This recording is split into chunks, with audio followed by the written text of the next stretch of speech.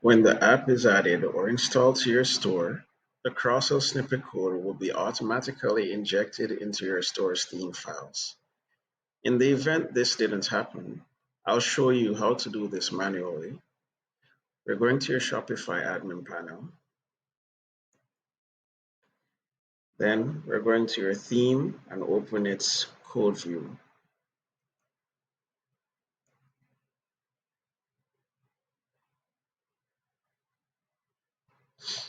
This is the view that we're going to add the snippet to both your product file and cart file. This is what the snippet looks like. For ease of reference, I'll have this snippet placed in this video's description. So I'm going to go ahead and copy this snippet. For the files that we're going to be adding this snippet to, it is usually the product.liquid or the cart.liquid files. For some stores, there might not be the product.liquid or the cart.liquid.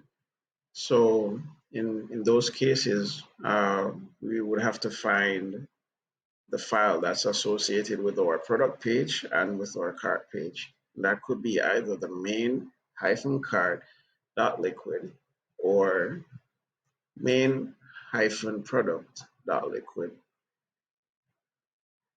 Now, for this store, there is a product.liquid file and there's a cart.liquid file.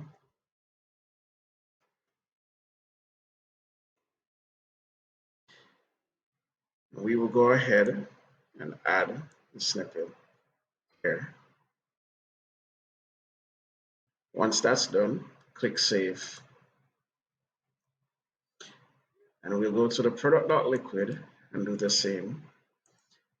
For some stores, it will be best to add the snippet in the product.template or product-template.liquid. I believe that was already included here. So let's search for cross-sell. Here we go. It was already included in the product-template.liquid file. And once you've included the snippet, click Save and head to your store's product page and you should see your cross-sells. Here are my cross-sells. And if we add a product to the cart, go to the cart page, you should see cross-sells there as well.